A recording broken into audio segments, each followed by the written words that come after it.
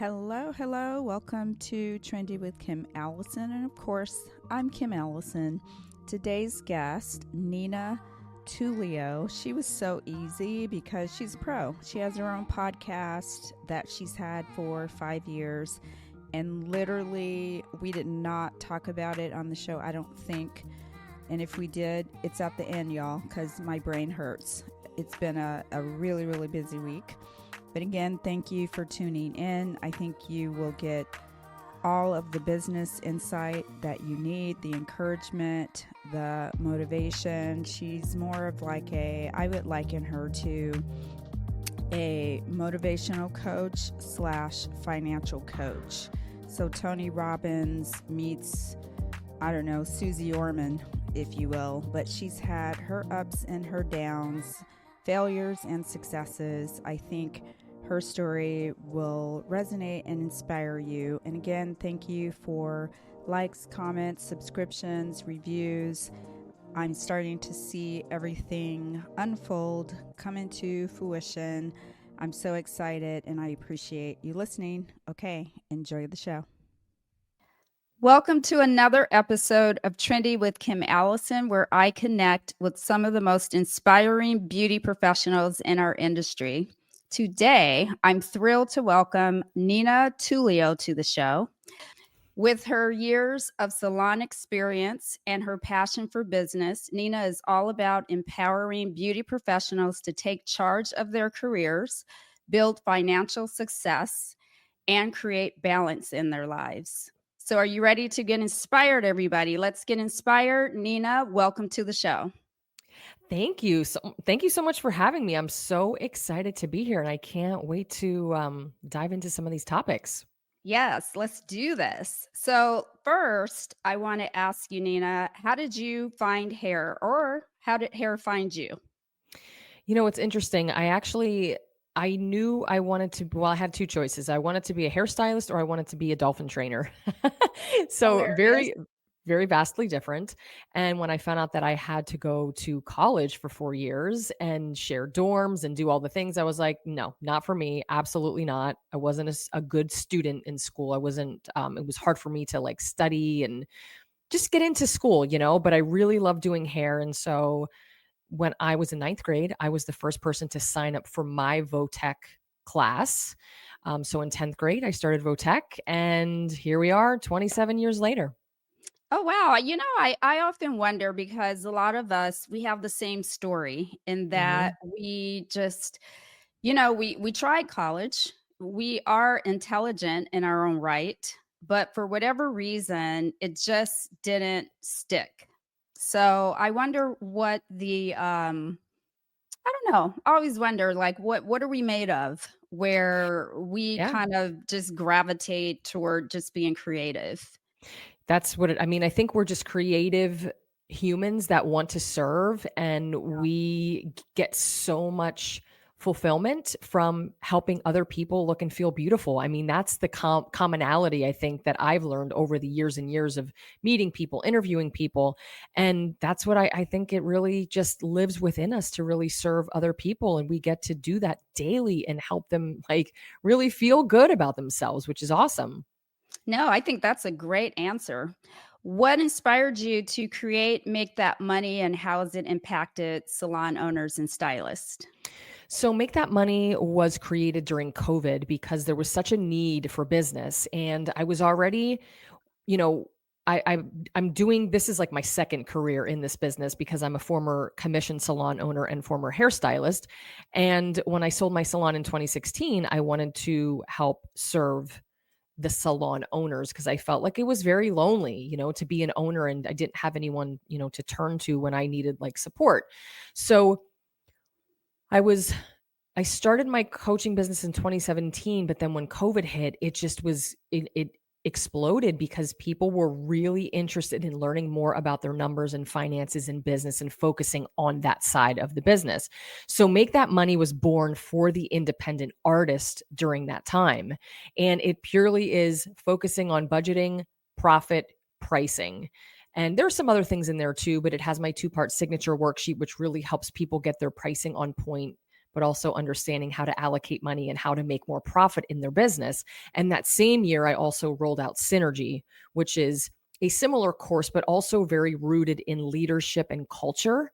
And then with the finance portion attached to it as well. And Synergy was rolled out in 2020 as well to help serve the commission owner.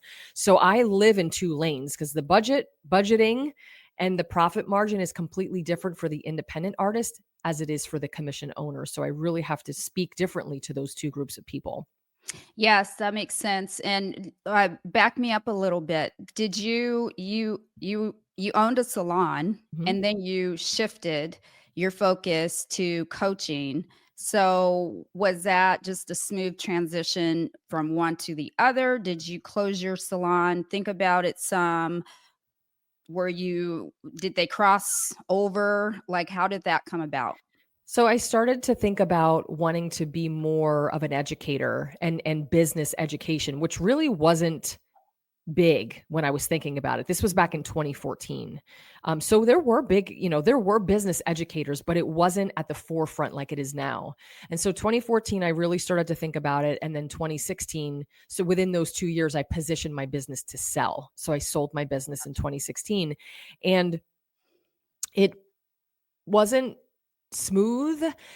It was hard, just like starting any business, it's Mhm. hard to start a business. And no one knew me. I didn't have a salon anymore that I was attached to. My husband and I moved from Pennsylvania to Connecticut for his job. So I didn't know anybody. I was really removed from my element. I didn't have my friends. I didn't have my team. It was really a tough situation. I went through a big, like soul searching when I sold my salon. So it took a few months to myself. And then in 2017 is when I really started this independent education journey. And it's kind of been the first 3, 4 years was pretty rough. And then once COVID hit, it was when people were like, wait a minute, we need you. We need to talk Yeah. about business. And we want to learn from someone who has done it, who has been a salon owner, who's been in the trench, because I went broke not once, but twice. I really struggled for the first 5 years as a salon owner. So I think people really they gravitated toward me because I was real and honest and authentic about sharing the mistakes that I made in my business. Yes, and I love that because now, to your point, it is saturated. It is Mhm. almost overly saturated with coaching and Mhm. all the stories, right? Because we all have one. But it sounds like you were one of the pioneers, really, for us. Like you started before the boom, which is amazing. Do you find it challenging to compete with some of the other brands, or do you hold your own? Well, so I like to think that we have people like Gino Stampora and Michael Cole who have been talking about business for so long, right? That's part of their mission and their journey. And Gino was one of the reasons why I wanted to become a speaker. And so I feel like in terms of, you mentioned about being a pioneer, I feel like there were other people talking about business, but I really went in the lane of pricing and profit. Like that was, and that is, continues to still be my lane. And so, I think I don't look at what anybody else is doing except what I'm doing. That's all that I'm concerned about. I am there to serve people, and I really look within a lot to make sure that I check in with myself, that I'm aligned still with my core values of my own business, and I'm always going to show up 100% me. So yes, there's a lot of noise and a lot of stuff that's going on, and there are people popping up left and right, and that's great. It's amazing, Yeah. right? It's great to have options in terms of who you can choose to be your coach. But I think, I just don't worry about what they're doing because I have to live in my own truth and share my message through my truth. That's where I think the connection comes from. So great for them. I love that. I love that we have options, but I just can't get consumed with what's going on over here. I need to stay into what I'm talking about and stay true to myself. I agree. I use that same philosophy. We have to, right? As hairdressers, how many hairdressers are there in the world? Sure. Gazillions. So Mhm. you can't really worry about who's not in your chair. You have to focus on the ones who are. Yeah. As a business educator, ambassador for Oligo Mhm. Professional, what initiatives are you lending to? Are you what initiatives are you leading to support beauty professionals for the So company? the great thing with working with Oligo Professional, and I've been with them over 4 years now, and they're amazing in so many ways, but I have to say they allow me to be me. They take in a lot of what I am interested in talking about, and they trust me in the way that I'm keeping my pulse on what's happening in the industry in terms of business. We're very aligned in our own core values and wanting to continue to serve the hairstylist and salon owner. And so, we've worked together for the past 4 years to put a heavy emphasis on business education. Oligo is a color brand, right? They don't have to lean into business education, right? They have award-winning color. Their Colora Gloss is an award-winning color line. So why would we want to do this? But they're so open to making sure that the stylist is continuing to be served, not only just technically, but also growing their business overall. So with some of the things that we've been working on, it's like rolling out an ebook that's all business. We did that last year, and we're updating it, and soon we'll have a new edition of that. We have over 40 business education videos on their website, oligopro.com, that you can binge for free. There is business education happening in Salon, in real time, with distributors we're working with. They're putting, like, that's how I met you, right? In Phoenix, working with Jay, and, him doing the color side and me doing the business. They understand the importance of it and the impact. And so we're just continuing to work together and thinking how we can continue to elevate the industry by not only infusing amazing, innovative color, but also putting a business side to it and kind of rolling them out, side by side. Yeah, I think that's smart for a brand to business focus just the same as they do product production, Mm-hmm. because you have to be able to afford the product, to be able Sure. to afford the classes and all Yeah. that encompasses being a hairdresser. So if you don't know your numbers, it makes sense, right, to well round your company that way. So Mm-hmm. that's smart. I like it. How do you balance, Nina, personal development and self care with business growth in your coaching approach? Because I know you talk about self care. I Mm-hmm. remember that, or self care. I remember that being in your class, being a focal point, just as well as, having financial success. Sure. I think, and I'm always transparent about this, I'm not the best when it comes to balance because I grind. I have been working on growing this business for 8 years and I'm still grinding. I'm still working 12-hour days sometimes because I have to. I pick and choose. I do have balance. I don't work weekends. I don't take clients at night, right? I do have some boundaries there.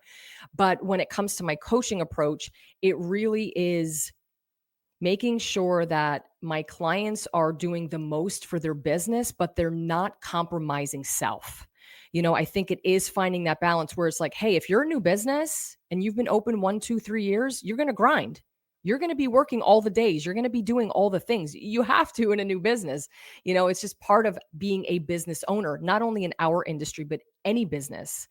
But then it's kind of like, okay, we can't go too far where we're completely burned out and we can't serve our teams, right? So we have to start to implement some boundaries here where you're taking time off. You're taking time to unplug. Maybe you're taking time to unplug from social media. You're not answering texts or any DMs or emails on Saturdays and Sundays after you leave the salon on a Saturday, right? So there are things that we talk about, but also I work with them on their own goals. I do January planning sessions with all of my coaching clients and we roll this out and it's all business focused, but we also have a portion that we're focusing on themselves. Like, how much time do you want to take off? What is something that really excites you? Do you want to take more vacations? How do you want to cut back a little bit so you can focus more on the business as opposed to working in it? So there is a lot of weaving in and out, but I don't agree with hustle culture, but I do agree with hard work culture. And I feel like no matter what, if you want to start a business, you're going to work hard, period. And if you want to sustain that business, you're still going to have to work hard, right? You have to kind of scale up to scale back. So I think even though I'm 8 years in, I'm still scaling my business. So I got to work. sometimes, at night. I have to work longer days, it just is kind of part of the thing, part of the gig. But we do have to like take a rest, and we do have to kind of refresh, which I'm still learning myself, honestly, Yeah. how to do that. Yeah, hustle and hard work. I like how you phrase that because they are different. Mhm. Because you have people that will hustle their whole lives and still be broke. Mhm. That's very different than working hard for what you've earned and what made you successful. Because I'm from a family of entrepreneurs. My husband is, he says, so when I'm done working, what do I do? Mhm. You know what I mean? He says, I'm always going to work, whether Mm. we have to or not. Mhm. It's just, we're just wired that way. Yeah. You're always going to work and and it's not a negative thing in our house. Right. No, I completely understand, and I think, with hard work, Yeah, it's more strategic. You correct. have a goal in place, and you have a plan in place that will allow you to work hard because you're working towards something, you're working toward results, as opposed to just like this hustle up all day, all night, all day, all night. Well, okay, well, just because you're taking action and you're active doesn't mean you're productive. There's two different things there. Very much so. What common challenges do salon owners face today, and how do you advise overcoming those challenges? The two biggest things right now for salon owners is recruiting and bringing on talent. That has been a challenge for years and years and years, but it has gotten a lot harder since COVID. And when it comes to recruiting and onboarding and training, those are things. The onboarding and training, sometimes I feel like it's overlooked, and we have to create systems around that. But first, before you even bring people on, you have to know who you are, who you serve, and how you serve them better than anyone else. And serving only comes not, we're not only talking about serving the client, I'm also talking about serving the team. Hmm. So, you have to know what your brand is, what you stand for, what your mission is, and what your values are first. That's how we start to attract people, because Yes. stylists want to be a part of something that's bigger than themselves. But if we don't have a brand that's cohesive and people don't know what they're coming in to do and what they're a part of, they just kind of do their own thing. Right. So that's one challenge. And then also, with stylists wanting to leave and go on their own, that's a whole other thing that's opened up over the last, I'd say, probably 4 or 5 years. And so, how can commissions salon owners keep people? And I work a lot with owners on doing that. And here's the thing: you've got to be a strong leader, you've got to be a fair leader, you have to lead with empathy, and kindness. And you have to be a coach, and coaching people to their own goals and dreams and not to your goals and dreams. So there has to be consistent growth. People want opportunity. They want to know how they're going to make more money. And money's not actually the only thing they're looking for. So how can we keep people happy? They want to be with us in a salon culture that is psychologically safe, that is focused on recognition, focused on growth, and a team environment where people can really be themselves. But also, people do want structure, even though people say they don't, but they do. They want a little bit of that structure. But I say, flexible structure. Those are the two I think would be the most now with salon owners. I get what you're saying, and I think some brands they just get it right. For Hmm. example, Tony and Guy, where I came from, I wanted to wear those white clothes. I wanted Hmm. to be a part of that community. It just drew me in. It didn't matter what we were getting paid. It didn't matter the commission split, all the politics and nuances until it did matter, right? Right. We Right. all left at some point. But you know what I'm saying? They knew what to do, how to do it. And we all have that innate feeling of that longing to belong to Hmm. something. We all have it, and if you use the tools that you provide correctly, you can grow a business where you actually keep people. I've talked to a couple of stylists that have been working at their salons for over 20 years, which Hmm. I find fascinating. Hmm. First, that you had a salon, that you have a salon for 20 plus years. Yeah. Second, that you can retain your stylist. So you're doing something right if you have that going on. Yeah. Yeah. Absolutely. Yes. Which is great. Yeah. Can you discuss the importance of understanding financials and running a successful salon business? Just to reiterate before we move on to our next question. Yeah, I mean, if you don't know your numbers, you don't know your business, Oh, I love period. that phrase. End of story. And that's from Marcus Lemonis, and I love him and his show. Yeah. And the Prophet guy. I can't remember what show he's on to next, but the Fixer maybe. I love his philosophies. I love how he leads. But I remember watching all of his shows, and he said that, and I'm like, that is so true. If you don't know the numbers will always tell the story of your business. So every month you should be pulling a profit and loss report to see what's coming in, what's going out in expenses, and what your net profit is, so you know what to put aside for taxes.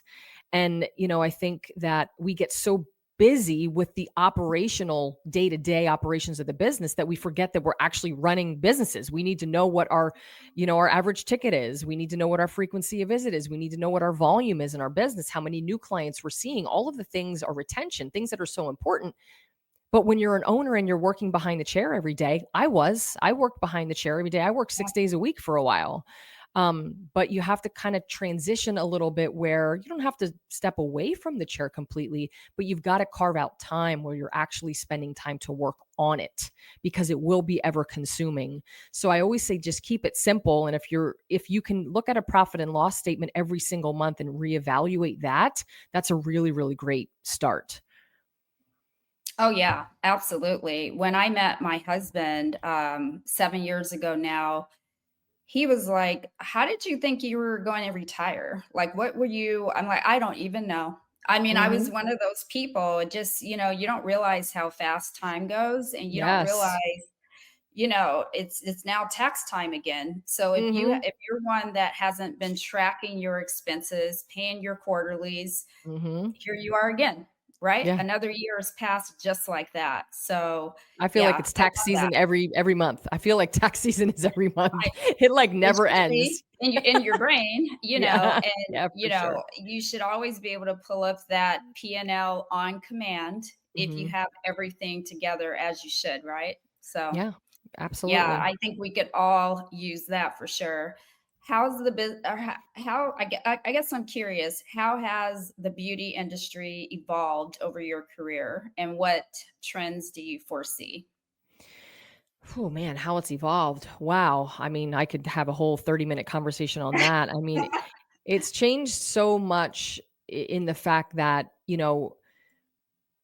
I feel like because we've taken the business side so seriously over the last 4 years, people are taking us more seriously. Mhm. When we start to respect ourselves and we start to run our businesses like businesses, people start to pay attention to that. And so I always talk about, we can't expect clients to respect us until we start respecting ourselves. And so I feel like we've gotten more firm on boundaries. We've gotten stronger when it comes to our communication. We've started to pay attention to pricing and profit and price per minute and all the things that I've been talking about for the last 8 years. And, we're taking it seriously. And so I think that has changed. And also what's changed is, like, before, 5-10 years ago, we could get away with running a business and not having a strong brand and not having a strong culture. Like, we could kind of skim by if we Yes. wanted to. But now, because of social media, everything is so exposed that you can't really get away with that anymore. Like, you have to be strong in your leadership. You have to be strong in your culture. You have to be open to change. That's the biggest thing. You can't run your business like you did 10 years ago. You have to be open to change. And so, because social media has opened the door for everything to be exposed, salon stylists are more educated coming out of school. In terms of, what I mean by that is, they know what they want, they know where they want to work, they know what they're looking for, they know how much they want to work, they know how much they want to make, like, they're ready. And so salon owners have had to elevate in terms of being able to accommodate in that way, being flexible a little bit more.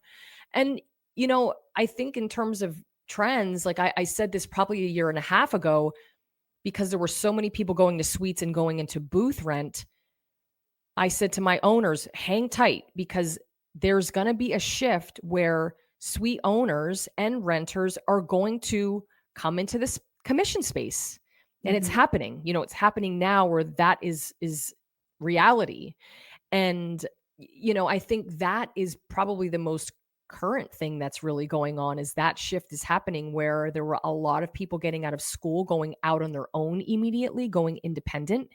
And I think we're going to start to see that less and less. I think the commission space is going to start to see a little bit of a surge of people coming right from school, going into the commission space as assistants and as associates, and not necessarily jumping right into being an independent right away. Yeah, I agree. I just interviewed a new hairdresser because that's who I created this show for, the next Mhm. generation. And he said, yes, I got too big for my britches. I jumped out there. I started with the big salon, left too early, and now he's back, you know? Mm, And mhm. and they welcomed him with open arms. Great. And I think to your point, that salon suite culture, it took off like wildfire. But I think it also made people think that they could run a business when they really had no business even trying at that stage of their career. And it It's a really, lot. yeah, and I don't think it matters what stage of you are in your career. Not Sure. everyone is a business owner. Mhm. Not everyone knows or wants to run a business. Sure. And you're kind of Absolutely. forced to when you go into a salon suite. What role, Nina, do you think social media plays in building a salon's brand? And what strategies are you recommending? Well, I think we're over social media right now. I think social media has become very cumbersome and very Ah, overwhelming. I yeah. think a lot of people have a love-hate relationship with social, as do I. I think social media can be incredibly powerful if used in the right way to help get your brand exposure Mm, at very minimal cost, yeah. right? So there is a lot of pluses when it comes to using social media. However, it's become so saturated that Yes. it's hard to stand out. So it's causing people to really elevate in terms of their content, right? So I think what's happening is that people are like, wait a minute, my clients don't even live on social media. Why am I spending all this time on IG when uh, Barbara isn't even on IG? Yeah. Right? Like, why am I doing this to myself if my clients don't live in this space? And Right. it can be so lucrative. And I know businesses have grown, stylists and salon owners have grown their business through social media, but I think that's shifted. I think we're going back to the grassroots of building relationships and doing Mhm. more referrals and leaning into Google reviews and business to business Yeah. partnerships, which is what I talked about at our class in Phoenix. And, I think it's important to lean into those areas and understand that social media is important for your business, but it is not the end all be all when it comes to attracting clients that matter for your business. Yes, I agree with you. And what I've seen lately on social media is full on acting, like, Mhm. being, doing full on reenactments in the salon, like Mhm. entertainment. And I thought, oh gosh, I can't. I just, if you have to start doing that, then you need to get paid more. And you need to get paid, Yeah. right? So, Yeah, entertainment is a big piece of social media. I think, there's education, there's entertainment, there's inspiration, there's different areas. And those are the areas that I kind of want to live in too, in terms of how I'm sharing information. People want to be entertained. Like for me with business education, like people think business education is boring. I try to make right, it fun and interactive and, make it a little bit entertaining. But again, not every I'm a dancer. I'm actually a trained dancer. So that's why oh, I like to really? dance on my that's why I like to dance on my TikTok and my Instagram because that's part of who I am. But a lot of people are not dancers and they feel weird about showing up and dancing on their IG. If that doesn't align with you and that's not in your core values and in your brand voice, then don't do that. Find things that matter to you and align with you and then show up. But like if your brand personality is fun and cheeky and cute, then maybe there are some things that in voiceovers that you can have fun with. I think people try too much to be like other people and that's where they get lost. You've got to really stay again in your lane and stay true to who you are because that's how you find your people when you are aligned with you and you are true to that. It's like we get lost when we try to like, I see this person over here doing that. Oh, that Yeah. looks good. Their brand is popping off. So let me do that. Well, their brand is completely different than yours. Exactly. So it's not going to make sense, right? Right. Yeah. And I think too, the platforms themselves have a lot to do with that because they control you by the algorithm, right? Hmm. And Yeah. they say, well, you must use this song, you must do Yeah. this challenge, Yeah. or we won't push your content out there. Sure. So you think, okay, well, I guess I got to be doing that, but it doesn't work. And Yeah. I think in the end, people want authenticity, Hmm. and that's how they really connect with a person. 1,000,000%. Amen. Yeah. Can you share a success story from your coaching experience that stands out to you? Like, do you Oh my have like gosh. a star where you're like, oh my gosh, this hit home? I have a couple of them actually. My coaching clients, and the majority of them have been with me 3, 4, 5 years. They have been working so incredibly hard on their businesses. They are so dedicated to their teams. And, there are a few that stick out to me. But one I would say is one of my coaching clients, when we first started working together, maybe in 2020, she was doing $18,000 a month in revenue. And now she's doing $78,000 a month in revenue.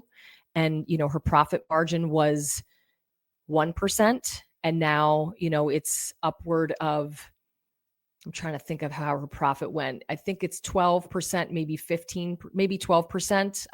It varies when they pay themselves on payroll. So, there's another coaching client that was doing, you know, $8,000 a week when we first started working together. And now she's also doing close to 70 grand a month.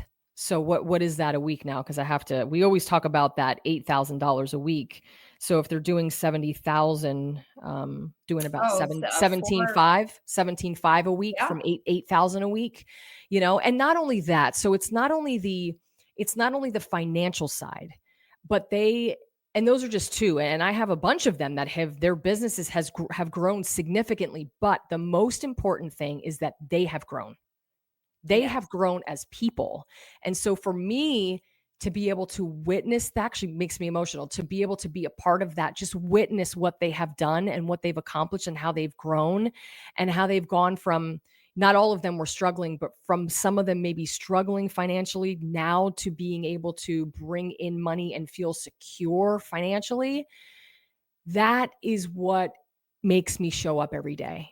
That is, you know, teaching classes and being in front of people like you and seeing people every day have aha moments in class, working with clients, my students, like having them message me and say, just by what you said to me yesterday changed my whole perception or perspective on my business. Like, that's the shit that keeps me showing up every day. And I'm just so grateful that I get to do what I love with people that I love. And I get to be just a small little part, in their journey and witnessing that. It's very Wow, humbling. I see your passion, Hmm. and I'm sure they all feel that because it's screaming across the screen at me right now. So that's amazing. Those are real results, and Hmm. I think in the end, people are so tired of being duped. Yeah. That's all they want. They Yeah. want real, like who's real? That's the Hmm. part about social media I find to be the most frustrating Yeah. is the facade of it all. Sure. Yeah. And people are tired of paying a lot for education or a lot for coaching and not getting the value that they're paying for. Now, when people sign up for coaching, I'm not guaranteeing them results because they got to put the work in. You know what I mean? I can tell them and show them to do all the things, but if they don't want to do even a quarter of what I'm asking them to do, they're Yeah. not going to see results, right? And I'm not even asking them to do everything. But the owners that are doing well, and even independents, I work with a lot of independents too, they have put in the work and they have never taken their eye off the team. They've never taken their eye off the end result. And they have done whatever they have to do. And just the commitment to themselves has been actually quite admirable. I admire them for being so committed to their businesses. No, you're right. And I love analogies, and it's just like in the fitness world. If you're a personal trainer, you can't make someone eat right or Hmm. actually put 100% effort into the movements, right? Sure. So you can only do so much. Yeah. But you're right. It's the person that comes from within. You have to want it. I can't want it for you more than you want it for yourself. Right. I think it helps them though, seeing that they have someone in their corner that Yeah. understands and that is there for them. They can email me anytime, they can message me, and I will always respond. I mean, I've had coaching clients that I worked with, maybe for a year or two, and then they just go on maintenance. Maybe I see them like once or twice a year. They can message me anytime. I'm always there for them. Students that I haven't maybe been in a program for a couple years, like, no, I got you. Like, that's part of what I want to do, is to make sure that people know that I'm here to support them, So that's part of where my boundaries come in too, because I want to make sure that I'm answering everybody and I answer all of my DMs, because I feel like it can be a little bit lonely and a little bit scary running a business, especially now, so I want to make sure people know that I'm there to support them. No, I love that. Accountability. We all Hmm. need that in some Yeah, way, don't we? sure. So for you, Nina, we talk about balance. We talk about how hard you work. How do you stay motivated and where you want to continue to inspire others in the beauty industry? How do you stay motivated wanting to do that? Because you said you answer every single DM. Hmm. People, they have lifetime access to you, whether they are a former or active student. Hmm. So how do you stay motivated? Is it just that I do you know what I'm saying? If I think Yeah. about Yeah. 20 years from now, Hmm. I mean, the answer is very simple. I stay motivated because I am highly connected to my why. And my why are people like you. My why, that's my coaching clients. My why is everyone that follows me on Instagram. So when I stay so connected to that why, and I know that my mission and my purpose, I was put on this earth to serve this industry. Period. So if there's any a day when I'm like, oh my gosh, I'm so tired. Oh, I got to get on a plane because I had a very high fear of flying, and I fly like 3 times a month. You know, I keep sitting to I think to myself when I'm sitting down and I say, you have to show up for these people. There are people who purchase tickets to come and see you. You better show up for them. You yes. know what I mean? Like, there's a higher Mhm. purpose and a higher passion that goes into what I do. So a lot of times we become burned out because we become disconnected from that why. Yes. And so I can't say that there are times that I'm not tired, but I don't necessarily get burned out because I'm so connected to my purpose. Yeah, I'm exhausted. Sure, I'm on planes a lot and I get tired and I'm older. Yeah. It's going to happen. But I'm Well, never you look feeling 12. I don't know well. how old you Thank are, you. but Yeah, thank you. you I look wish great. listen, I wish I was in my 30s, but we're not. But yeah, No. I think, we've got to come from a space of like a real deep rooted why. And I think when we live in that space and we wholeheartedly believe in it, that's what keeps me motivated. That's what keeps me showing up every day. And, I have a coach. I hired a Tony Robbins coach and I've been working with him, and I take classes. And last year I took a Harvard Business School class. I'm going to take another one this year. I like to take education that's outside of the industry. So master class, I'm signed on with them for a couple of years. So I do master classes. I try to do a few a week. I try to keep myself educated. And so, yeah, it's just really you. That's it. Yeah, That's what it's keeps me real showing good. up. It is true, and me, I'm deeply rooted in my faith, and, Yeah. I do know my purpose and my why. I think we Mhm. all, are here for a reason to Sure. do what we are designed to do, and if you don't find it, then too bad. That's the sad part, you know? So it takes soul searching, it takes, focus and, self, Yeah. you know? Yeah. What future goals do you have cooking besides this collaboration? What Y other exciting things do you have in the works? I'm excited for 2025 because I'm going to continue to just work on my mission, working with Oligo, obviously, doing a lot of travel with them, getting to be with and spend time with a lot more stylists and owners. I have my own event that I'm hosting next year in Des Moines, Iowa.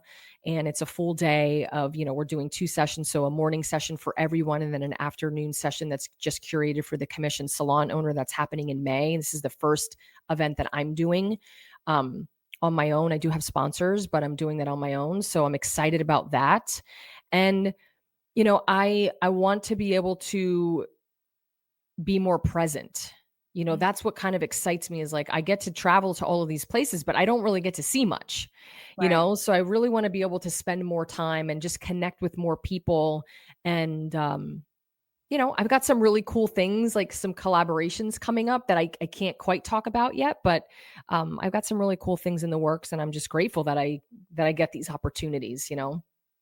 Oh, I love those ones you can't talk about. That means they're huge. Yeah. That's amazing. Well, I'm Yeah. happy for you for those.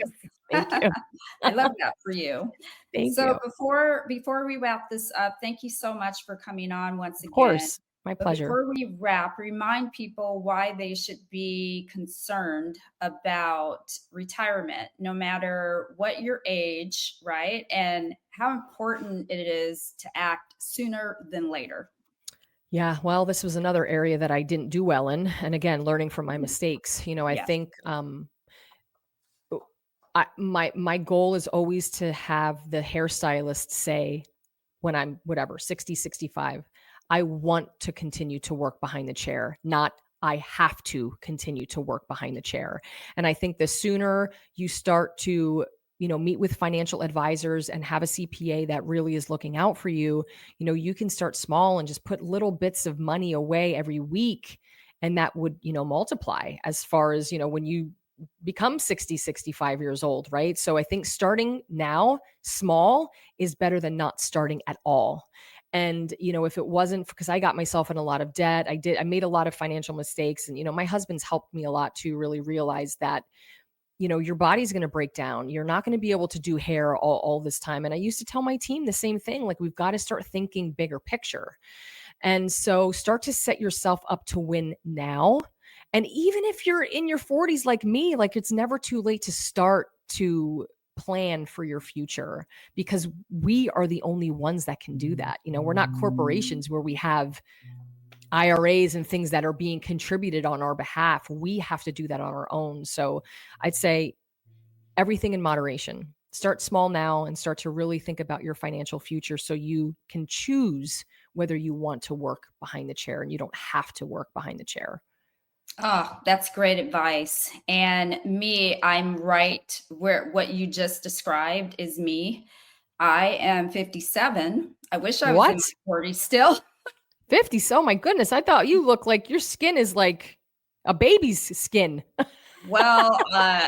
Gorgeous. You're seeing me across the screen. Like, but I work now. This project, this show was for me to keep myself doing something that I love. And one of Mhm. the best parts of being a hairdresser for the last 29 years are the conversations.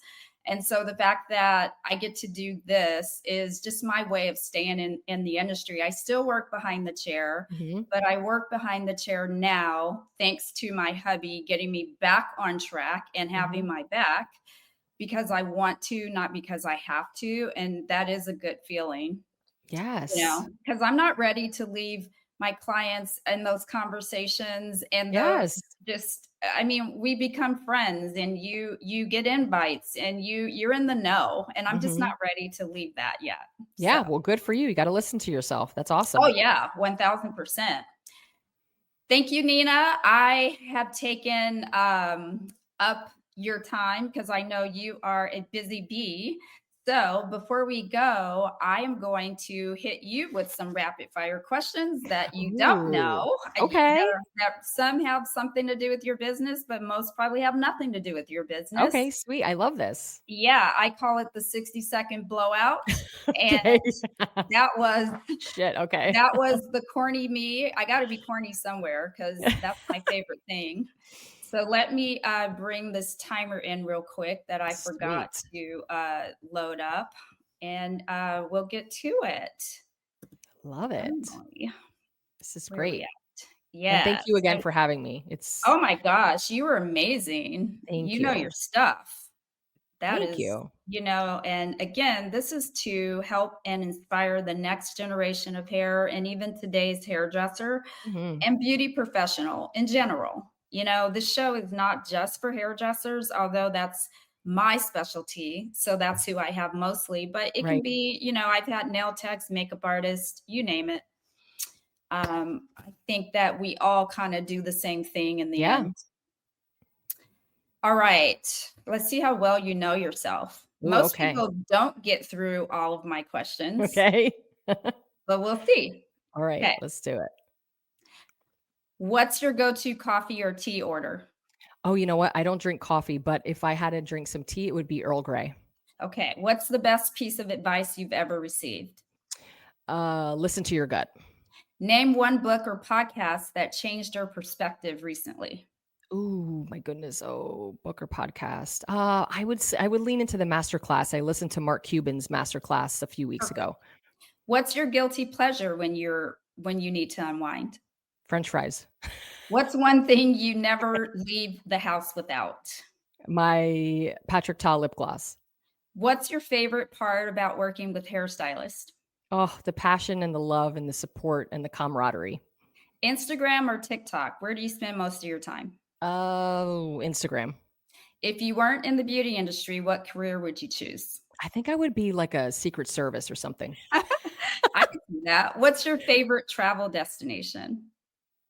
Ooh, Cape May, New Jersey. I love that. We're out of time, but I want to know the other answers. So I'm going Okay. to ask you anyway. Are you a morning person or a night owl? I'm a morning person. What's one business tool or app you can't live without? Business tool or app, I would say CapCut. Who would play you in a movie about your life? Oh my goodness. Boy, that's a tough one. I don't know. I can't. I don't Mm, know. I got to circle back on that one. yeah. What's one thing you wish more hairstylists understood about running a business? I think I just wish that they would understand how valuable they are and how to feel confident in the way that they price their services. Perfect. And lastly, if you could snap your fingers and master one new skill instantly, what would that be? Master one new skill instantly. I would, you know what? Maybe baking. Ah, Yeah, I can cook, but I'm not great with baking. So maybe that. I've been getting into it now on TikTok. So oh yeah, TikTok is good for that. And it's, I'm the whew. opposite of you. I'm not good at cooking. I cook very basic and bland, Mhm. but I love to bake because I love That's sugar. interesting. Yeah. Yes. Very interesting. Yes. Well, thanks again for your time. I appreciate you. And I look forward to following your journey and seeing where you go from here. And I may even become a coaching student. Who knows? I love trying new things, meeting new people. Awesome. Thank you so much for your time. I really appreciate it. And thank you for having me on as a guest. You're so welcome and have an amazing week. Till next time. Bye. Bye.